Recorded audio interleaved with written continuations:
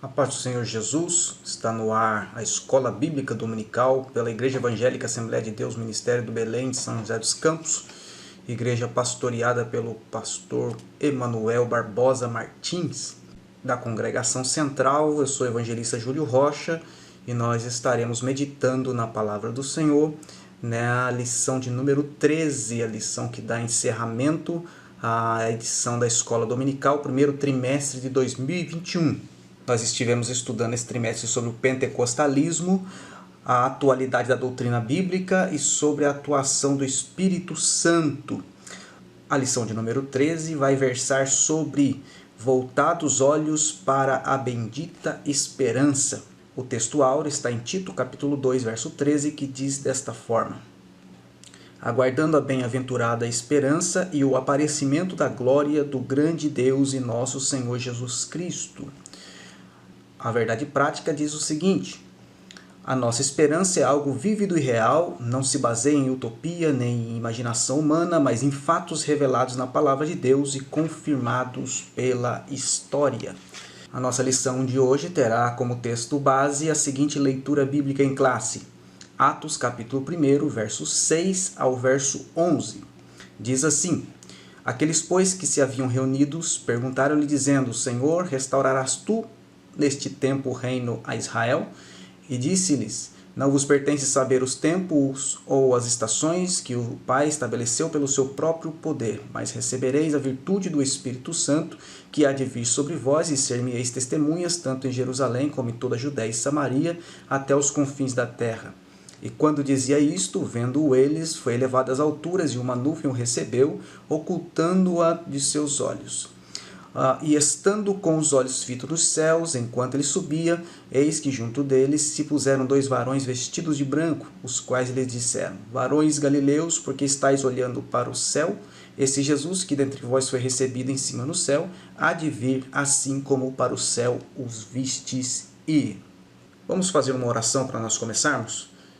Pai nosso que estais no céu, em nome do teu Filho Jesus Cristo, nós glorificamos o teu nome neste momento, pedimos a iluminação do teu Espírito Santo, a guia do teu Espírito Santo, o esclarecimento do teu Espírito através da tua palavra, a fim de acrescentar a nossa fé, a nossa esperança de um dia estar contigo nos céus. Fala conosco, é o que eu te peço, em nome do teu Filho Jesus. Amém.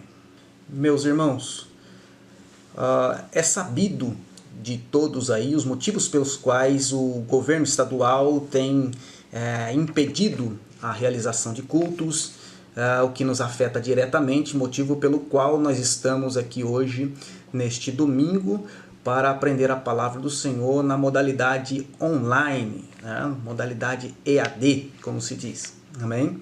A pandemia ela tem se alastrado demais, são números alarmantes, recordes sobre recordes, principalmente de óbitos, né? Então nós estamos vivendo tempos difíceis, tempos estes que na verdade nos ensina muita coisa. Por exemplo, se nós formos olhar do ponto de vista da lição, nós podemos ver que a pandemia, de certa forma, num viés soteriológico, num viés bíblico e até mesmo escatológico, ela tem nos levado à análise, assim, bem por cima, bem superficial, bem empírica, na verdade, de que essa pandemia, ela coibiu, de certa forma, o pecado que nós chamamos os pecados práticos, os pecados que são feitos ou são cometidos aí no exterior do corpo. Um exemplo disso é que com o fechamento dos estabelecimentos, por exemplo, diminuiu muito, né, ações que levavam jovens a centros, a antros, né, de perdição, de prostituição,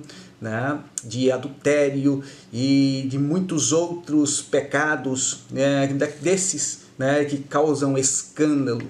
Contudo, a pandemia, nós sabemos, ela não foi, não é e nunca será capaz de coibir o pecado interior do homem.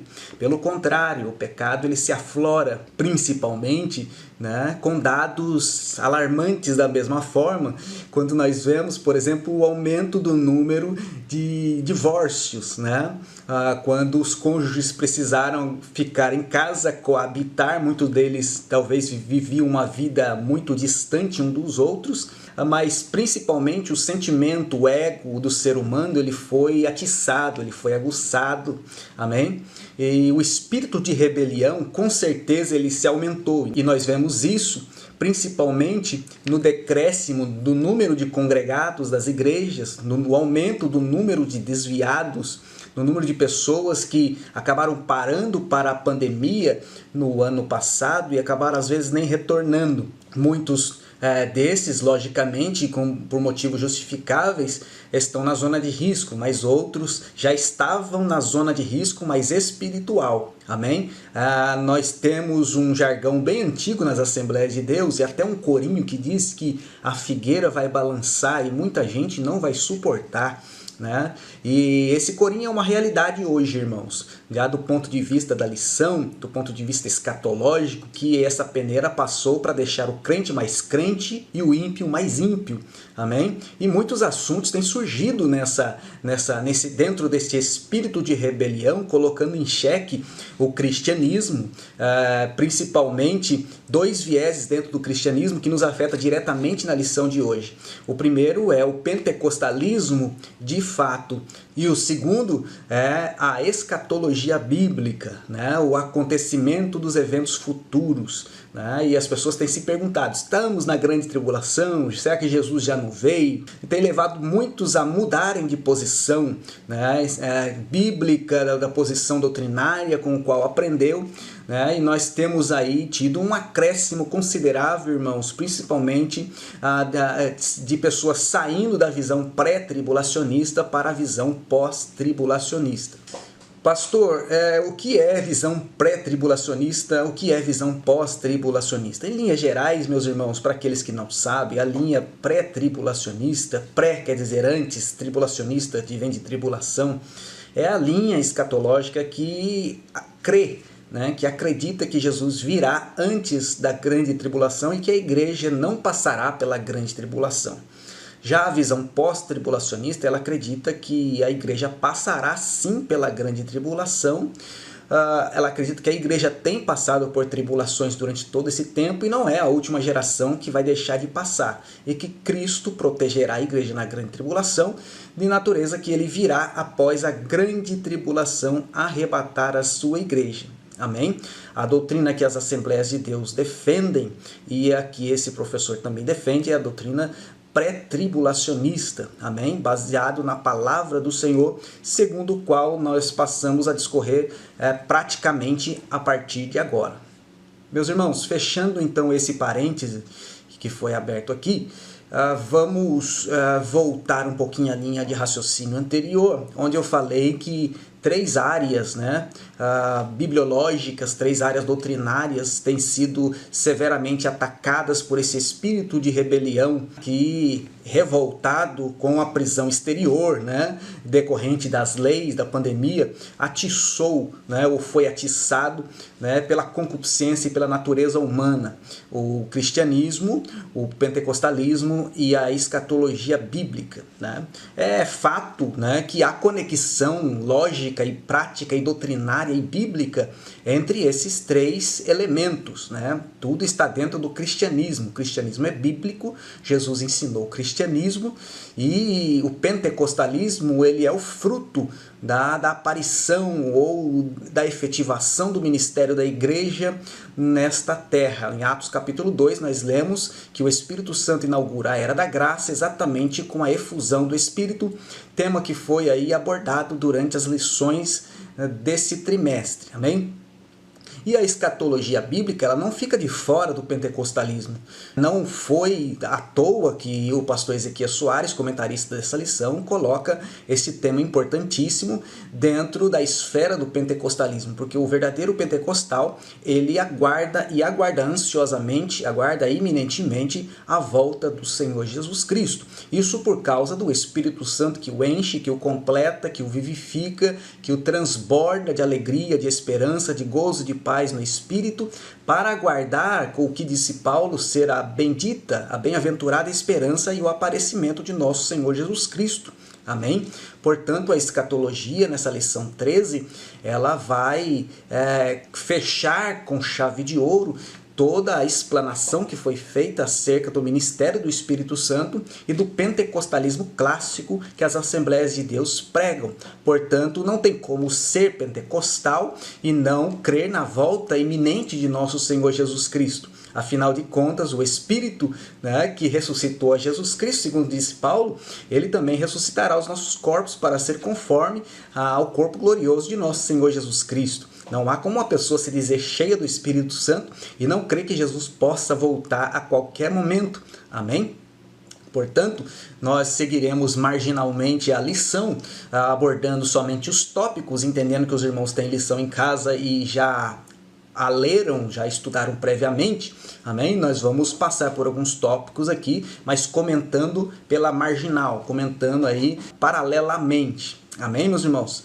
Dessa forma, nós vamos desenvolver então a nossa lição, pensando aí 3 pontos dentro dessa perspectiva escatológica que nos leva a crer que Cristo virá buscar a sua igreja antes da grande tribulação e que a igreja, portanto, será poupada deste momento tétrico a qual será submetido toda a humanidade. Amém? O primeiro fator pentecostal, escatológico, ou podemos dizer da escatologia pentecostal, que é a escatologia dispensacionalista, ela está embasada na iminência da volta do nosso Senhor Jesus Cristo. Iminência quer dizer que Cristo pode voltar a qualquer momento, amém? Sem qualquer aviso prévio, sem qualquer sinal. Muito embora nós tenhamos alguns sinais, esses sinais, na verdade, são alguns avisos, alguns lampejos que Cristo deu acerca da sua vinda misteriosa, da sua vinda repentina, da sua vinda iminente. Ele não diz tempo, ele não diz estação, ele não diz condição, ele não diz situação mundial, mas ele deixa alguns lampejos, né? E nós entendemos que iminência é exatamente isso, né? Nós temos um contexto para analisar, nós temos uma necessidade de percepção espiritual, de estarmos conectados, segundo disse Jesus, orando o tempo todo para que aquele dia não vos apanhe de surpresa. Amém? Mas não temos uma data certa, não temos sinais concretos, né? O que nós temos, na verdade, é uma promessa de Jesus. Eu venho buscar vocês, estejam preparados. João 14, do verso 1 ao verso 3, é um dos textos chaves dessa gloriosa, dessa bendita esperança que nós temos. Jesus disse aos discípulos nesta ocasião que eles não ficassem turbados, não ficassem conturbados, não ficassem apavorados nem apreensivos, porque ele iria para o Pai e voltaria. E nessa ida que ele subiria aos céus, ele iria preparar lugar e quando tudo estivesse pronto, ele voltaria novamente para nos levar juntamente com ele, ou levar os apóstolos, que simboliza a igreja, juntamente com ele. Isso parece-nos um tanto similar à parábola da grande ceia, aonde após a ceia estar pronta, o dono da casa, o anfitrião da festa, diz ao seu mordomo, vai buscar o povo. E é interessante nós notarmos, né, irmãos, que após tudo estar pronto, será dada a palavra de ordem, segundo o 1 Tessalonicenses capítulo 4, verso 16 e verso 17. Será aí dada a voz de arcanjo e também tocada a trombeta de Deus, então Cristo sairá a arrebatar, a buscar a sua igreja. Essa é a promessa que nós temos, segundo a iminência. Não temos dias, não temos hora, não temos estação, não temos tempo que isso aconteça, apenas lampejos que Jesus disse há mais de 2000 anos atrás e que nós estamos ainda aguardando a qualquer momento a nossa retirada desse plano para ir morar para sempre com o Senhor. Seguindo ainda o contexto de iminência, de lampejos, de avisos abstratos da parte de Cristo a respeito da sua vinda e da retirada da igreja, do arrebatamento da igreja, nós encontramos ainda na profecia de Joel, capítulo 2, a partir do verso 28, que foi explanado por Pedro no dia de Pentecostes, sobre a manifestação espiritual que haveria de ser derramada sobre toda a carne, culminando com uma profecia aonde nós lemos o seguinte. Diz assim Pedro, citando Joel: Mas o que ocorre é o que foi dito por intermédio do profeta Joel. E acontecerá nos últimos dias, diz o Senhor, que derramarei do meu espírito sobre toda a carne. Vossos filhos e vossas filhas profetizarão, vossos jovens terão visões e sonharão vossos velhos. Até sobre os meus servos e sobre as minhas servas derramarei o meu espírito naqueles dias, e profetizarão. Mostrarei prodígios em cima no céu e sinais embaixo na terra, sangue, fogo e vapor de fumaça. O sol se converterá em trevas, a lua em sangue, antes que venha o grande e glorioso dia do Senhor. E acontecerá que todo aquele que invocar o nome do Senhor será salvo. Essa, portanto, é uma das passagens interpretada pelo apóstolo Pedro no dia de Pentecoste, que vai remeter aos últimos dias, aos quais estava ali apenas começando, evocando uma mensagem de arrependimento e de salvação, apontando para a volta de nosso Senhor Jesus Cristo e dos acontecimentos que abarcariam aí o início ou o desenrolar da grande tribulação, culminando, portanto, no grande dia do Senhor. Para concluir essa parte, é importante nós frisarmos a conexão que Pedro faz do Pentecoste com os eventos apocalípticos. E sendo essa mensagem uma mensagem pregada basicamente em linhas judaicas, referindo-se ao dia do Senhor, pela expectativa messiânica, e sobretudo pelas palavras do Senhor e a expectação que os discípulos tinham em pregar logo o Evangelho e ganhar todo mundo para que Cristo viesse, conforme as expectativas divinas de Mateus capítulo 24, onde Jesus predissera exatamente acerca desse contexto. Pedro já associa o Evangelho ao dia do Senhor. Nós queremos aqui lembrar que o dia do Senhor foi amplamente enfatizado no Antigo Testamento pelos profetas, mas o arrebatamento, esse talvez seja um maior dos pontos de argumentação contra o pré-tribulacionismo. Paulo vai enfatizar isso anos depois, em 1 Tessalonicenses capítulo 4, verso 17, principalmente em 1 Coríntios capítulo 15, verso 52, onde ele chama o arrebatamento de mistério. Amém? Então tem uma evolução bíblica, uma evolução teológica, uma evolução escatológica no decorrer dos tempos, né? Na época primeva da igreja, no nascimento da igreja ali, né? a efusão do Espírito Santo, Pedro ele traz uma mensagem de contexto judaico apontando para o dia do Senhor, dia esse que seria precedido por um cenário de guerra. Portanto, como diz William MacDonald no seu comentário bíblico popular, comentando acerca dessa profecia, ele diz que os acontecimentos de Pentecoste não foram o cumprimento total da profecia de Joel, né? E nisso nós concordamos. Tá? O que aconteceu no Pentecoste, segundo ele, foi, na verdade, uma necessidade da promessa feita posteriormente, né? E que a nação deveria se arrepender, a nação de Israel, né? E essa citação que Pedro faz ao profeta Joel, segundo MacDonald, é um exemplo da lei da dupla referência ou do duplo cumprimento da profecia. Amém? Então, qualquer associação espiritual, né, a essa passagem, né, ela é meramente uma ilustração, haja vista que o que se descreve é um cenário de guerra, né? Nós conheceremos depois em Paulo, né, no desenvolvimento da teologia paulina e também da escatologia joanina, através da grande tribulação chamado o dia do Senhor. Amém? O que para nós aqui não voga muito, haja vista que o arrebatamento da igreja é exatamente o início do dia do Senhor, o período chamado 70ª semana de Daniel ou a grande tribulação. O segundo aspecto da escatologia pentecostal, que a lição pontua e que nós fazemos menção aqui nesta manhã, é a questão da vigilância. E se por um lado a iminência ela nos diz que Jesus vem e vem a qualquer momento, a vigilância ela nos remete a uma atuação de postura. Portanto, a vigilância é uma atitude postural. Eu costumo sempre ilustrar essa questão da vigilância perguntando por que se precisa de um vigilante? né? A figura do vigilante, do guarda, do vigia, né? Se precisa para um condomínio, se precisa para uma escola, se precisa para uma instituição fiduciária ou para qualquer outro ponto de comércio, a fim de que se guarde o perímetro, a fim de que se vigie o perímetro e a fim principalmente de que se previna contra ataques, contra furtos, contra incursões, contra infiltrações indesejadas. Amém, irmãos? Dessa forma, a iminência só tem sentido se há vigilância.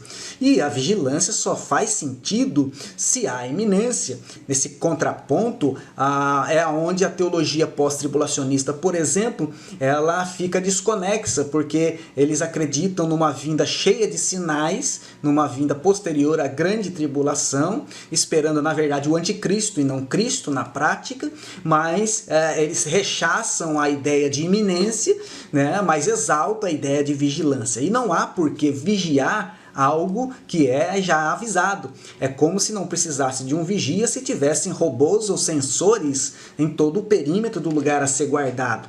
E sendo a vigilância um ato postural, né, uma condição de postura, né, nós entendemos que é necessário vigiar. E Jesus bem diz isso, vigie o tempo todo, ore o tempo todo. Amém? Paulo também recomenda orar sem cessar.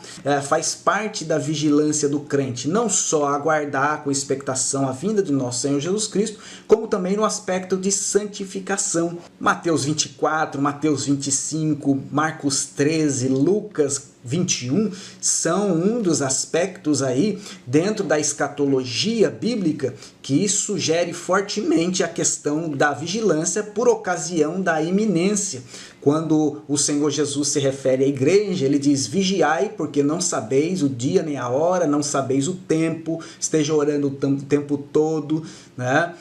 Agora, quando se refere a Israel, ele diz: quando virdes todas estas coisas, levantai a vossa cabeça. Amém, irmãos? Portanto, há uma distinção entre Israel e igreja, há uma distinção de expectativas, amém? E a igreja compete essa tarefa de vigiar. O sentinela, voltemos à figura desta figura, né, do sentinela, a ele é conferido aí, né, o papel de discernimento, né, discernir as situações, as ocasiões, se antever aos fatos, amém? E Jesus deixa isso por nossa conta com relação a todas as instruções que ele deixou nas Escrituras. Se por um lado há a questão iminente, a questão dos lampejos, a questão da promessa, a questão daqueles sinais abstratos com relação ao arrebatamento da igreja, por outro, nós temos que também discernir estas épocas e estar sempre preparados, porque também há alarme falso, né? Há muitos alarmes falsos com relação à vinda de nosso Senhor Jesus Cristo. Um exemplo desse é que esses tempos atrás, por exemplo, marcaram a vinda do Senhor Jesus de novo, né? Não é assim que as coisas acontecem, amém? Não é com base em calendário, porque escrito está: não sabemos o dia e nem a hora. Agora é interessante nós notarmos que o Senhor Jesus, até para manter o fator surpresa do arrebatamento, deixa as passagens misturadas com eminência e ao mesmo tempo falando do dia do Senhor, falando de expectação de juízo, mas ao mesmo tempo falando para ficar vigilante e firme, porque não sabemos o dia nem a hora.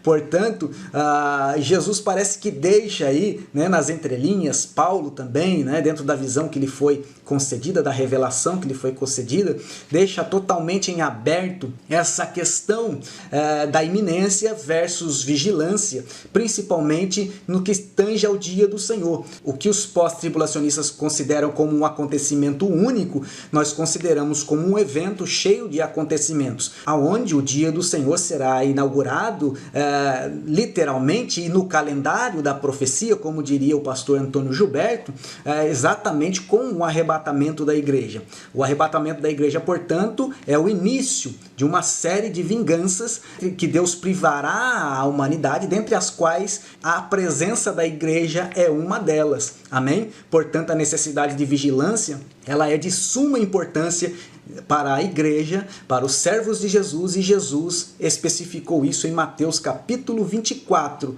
e no verso 36 que nós passamos a ler agora. Mas a respeito daquele dia e hora ninguém sabe, nem os anjos dos céus, nem o Filho, senão o Pai.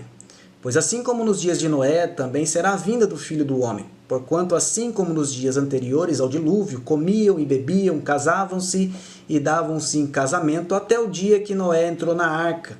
E não o perceberam, senão quando veio o dilúvio e os levou a todos. Assim será também a vinda do Filho do Homem. Então 2 estarão no campo, um será tomado e deixado o outro. 2 estarão trabalhando no moinho, uma será tomada, a outra deixada. Portanto, vigiai, porque não sabeis em que dia vem o vosso Senhor. Mas considerai isso, se o pai de família soubesse que hora viria o ladrão, vigiaria e não deixaria que fosse arrombada a sua casa. Por isso, ficai também vós apercebidos, porque a hora que não cuidais, o Filho do Homem virá. O contexto desse capítulo 24, verso 36 que nós lemos, portanto, trata fielmente da questão da iminência e da necessidade de vigilância. Alguns poderão objetar, né, quem seria o tomado, quem seria o deixado. Né? Alguns interpretam como os tomados sendo os arrebatados, deixados sendo como, né, os não arrebatados. Outros é o contrário, o tomado é o que é perdido. Irmãos, não importa. O que importa é que Jesus delimitou 2 classes de pessoas. Uma fica, a outra vai. Uma é salva, a outra não é. A ordem dos fatores, nesse caso, não altera o produto de forma alguma. A ideia da parábola não é mostrar quem é quem. A ideia da parábola é transmitir uma mensagem, é transmitir um ensinamento. E o ensinamento que Jesus está dando é: vigiai, porque vocês não sabem o dia nem a hora. Ele dá o exemplo dos dias de Noé. Em Lucas ele dá um exemplo de Ló. Né? Noé foi salvo do dilúvio, estava dentro da arca, não tinha dilúvio na arca. Amém? Ele foi salvo, né? Ele foi ali recluso, tirado daquela provação. Né? Não foi tirado do meio da provação, como sugere os pós-tribulacionistas, porque Noé foi tirado antes que o dilúvio caía. Ló, né, segundo Lucas, Ló foi da mesma forma. Ele foi tirado para as campinas e depois desceu fogo do céu. Esse é o exemplo que a igreja segue. Esse é o modelo, né, que Jesus deixou, é o lampejo que Jesus deixou acerca da iminência.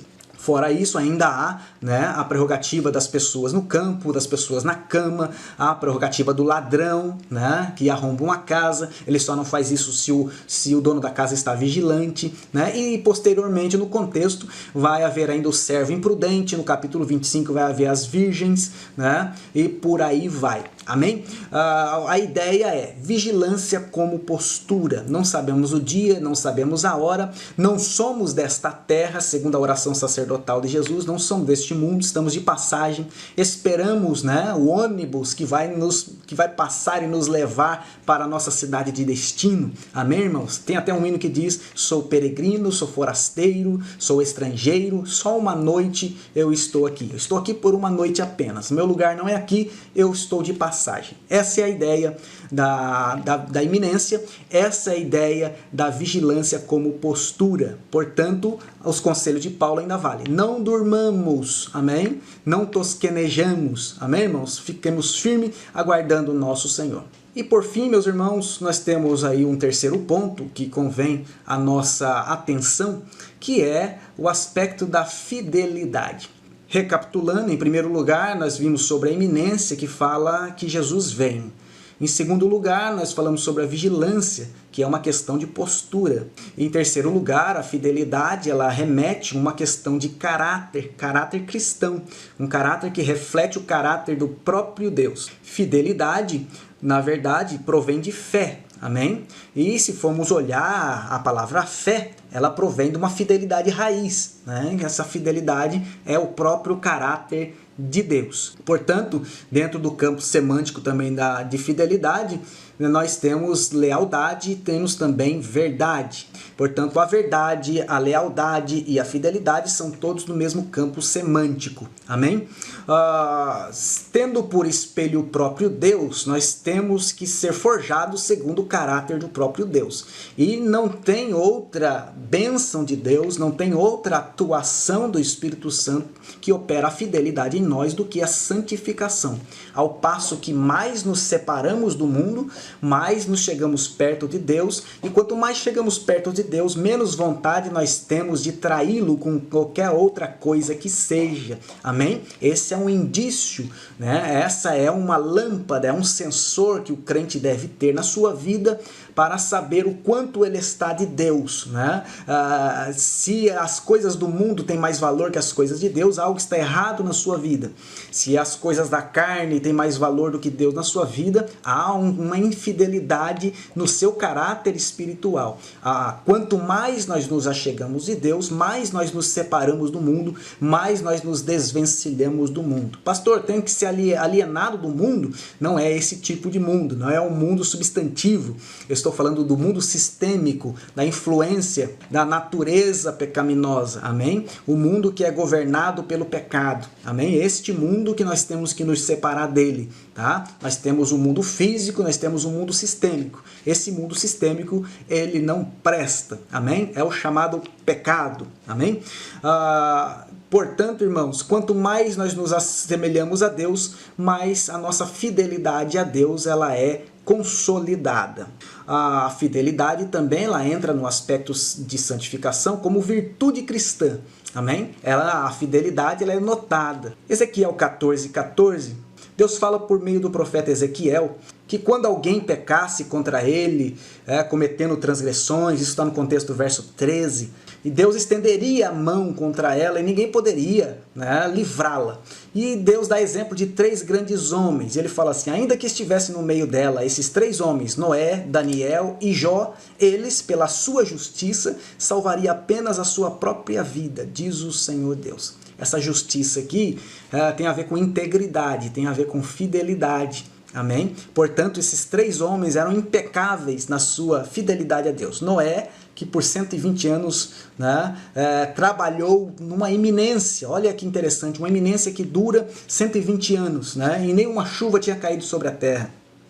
Daniel, né, nós conhecemos a sua história, e Jó, né, que em tudo que Jó passou, né, tema da lição passada aí, né, do trimestre passado, tudo que Jó passou, ele não negou a Deus. Portanto, Deus ainda fala, pela integridade desses homens, ele salvaria apenas a sua alma. Né? Deus atesta, portanto, a integridade desses 3 homens. Como virtude cristã, portanto, nós temos que procurar a prática da fidelidade, procurar dizer não às coisas que não agradam a Deus, procurar dizer sim às coisas que agradam ao nome do Senhor. Nós sabemos que tanto uma quanto a outra é extremamente difícil.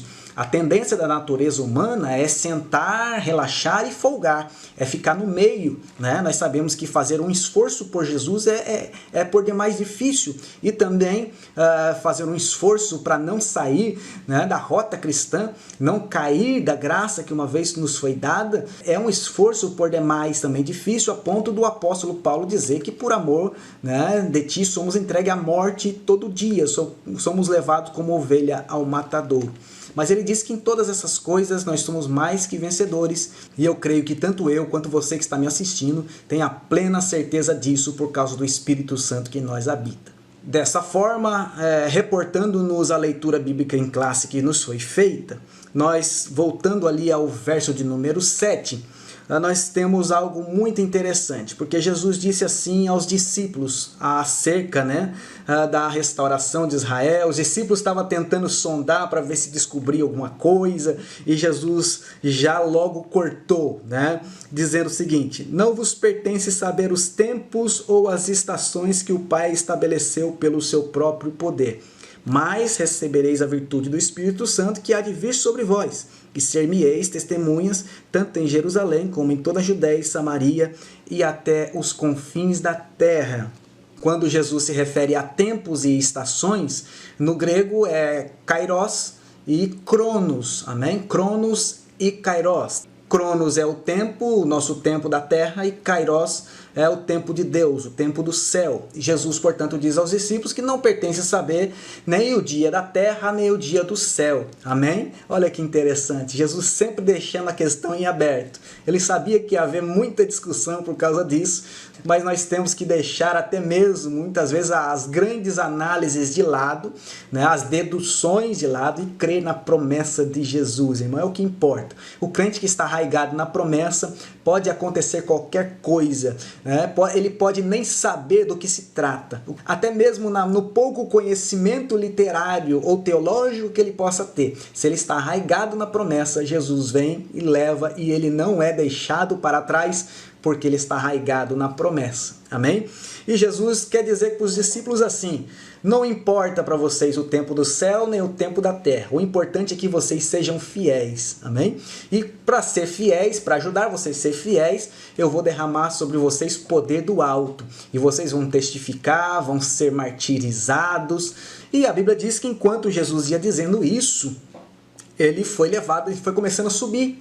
Foi começando a subir e a nuvem passou por baixo, e quando a nuvem passou já ninguém viu mais Jesus, e depois ele foi recebido no céu, está à destra de Deus, e nós estamos debaixo da sua promessa.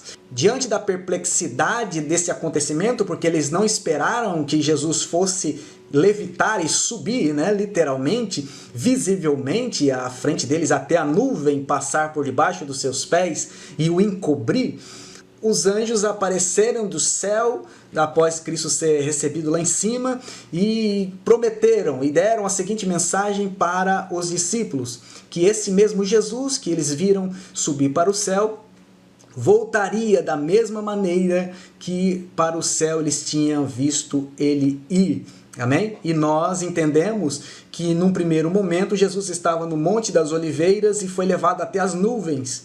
E das nuvens foi levado até a glória. Amém? Em uma única viagem, mas com dois acontecimentos diferentes. Se Jesus poderia ter subido ao céu diretamente sem nuvem, à vista de todos, até chegar lá em cima, até sumir lá em cima, mas a Bíblia fez questão de dizer que a nuvem passou por baixo dos seus pés. Amém? Agora, desta mesma forma, disseram os anjos, e essa é a promessa que nós temos. Cristo vem do céu, ele vem para as nuvens, ninguém vai ver, só a igreja. E depois das nuvens ele vem para a terra novamente, quando todo olho o verá. Interessante que quando a Bíblia diz que todo olho o verá, é quando Jesus passar das nuvens para baixo, irmãos? E quando do arrebatamento, Paulo nos fala que esse arrebatamento será nas nuvens, portanto não será visto. Essa é a expectativa da igreja. Primeiro, encontrar Jesus. Segundo, ser livre da ira vindoura que será derramada sobre toda a terra. Eu termino essa pequena explanação desejando que a graça de Deus, o amor de Jesus Cristo e as consolações do Espírito Santo estejam sobre a sua vida, não somente hoje, mas para sempre até a vinda do nosso Senhor e Salvador Jesus Cristo. Deus abençoe, bom domingo e boa semana na paz do Senhor.